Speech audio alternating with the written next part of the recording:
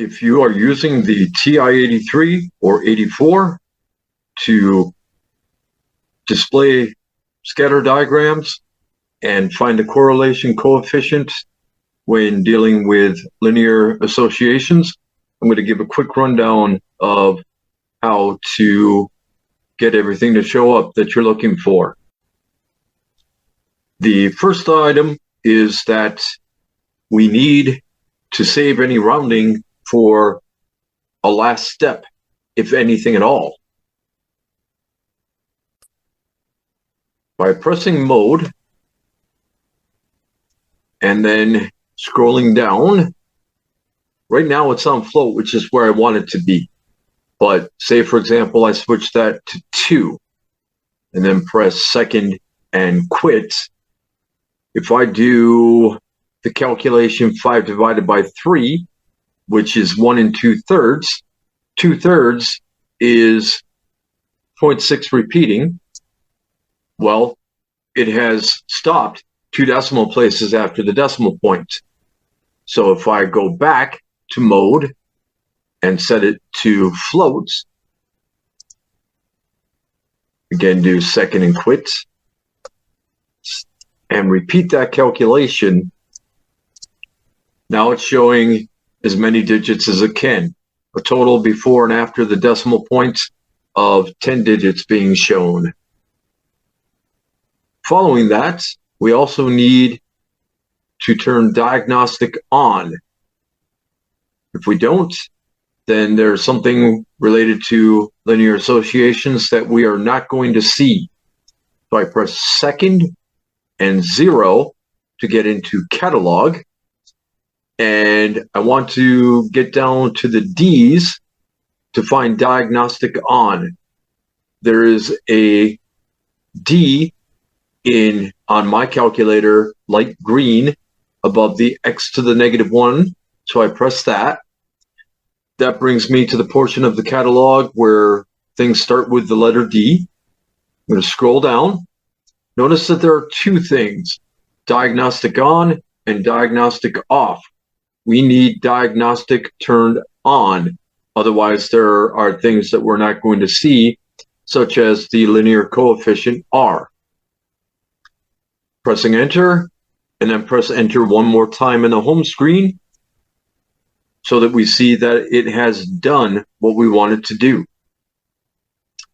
Next, to turn on specifically things regarding stat plots, statistical plots for getting the scatter diagram or scatter plot to show up. If you're using your calculator for graphing anything else, such as in an algebra class or something higher, you want to have some things turned off. If you have something in the Y equals menu, you want to clear that out. I don't have anything there right now, so I don't have to press clear. We want to press second and Y equals, get into the stat plots. By default, I already have set up what I want.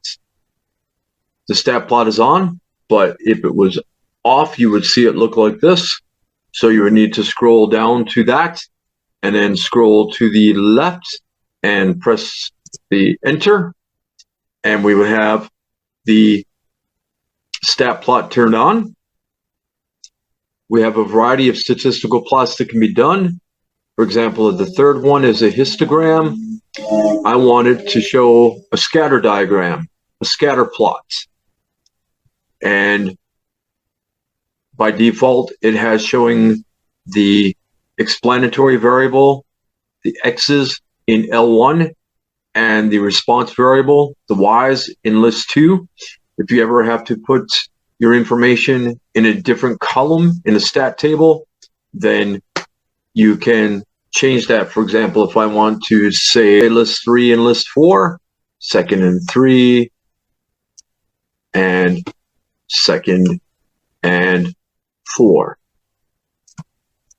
Now that's not where I'll be grabbing information from generally, so I'll switch it back. List 1, second and 1, and list 2, second and 2.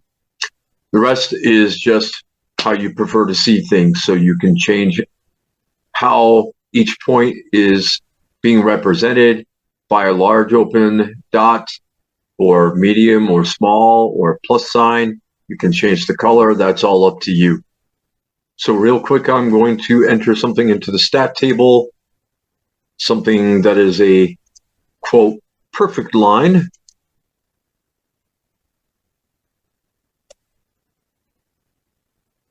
I have some previous data in there, so I'll go to the top and press clear, not delete.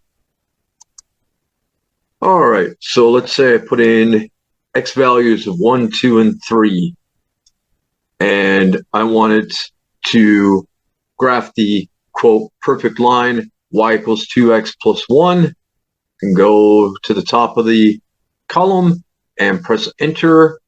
I'm going to enter in a formula 2 times the things that are in list 1 plus 1. It'll fill everything in. 2 times 1 plus 1 is 3. 2 times 2 is 4. 4 plus 1 is 5. 2 times 3 is 6. 6 plus 1 is 7. And if I press zoom and either scroll down to the 9th choice or simply press the digit 9, then it has plotted those 3 points.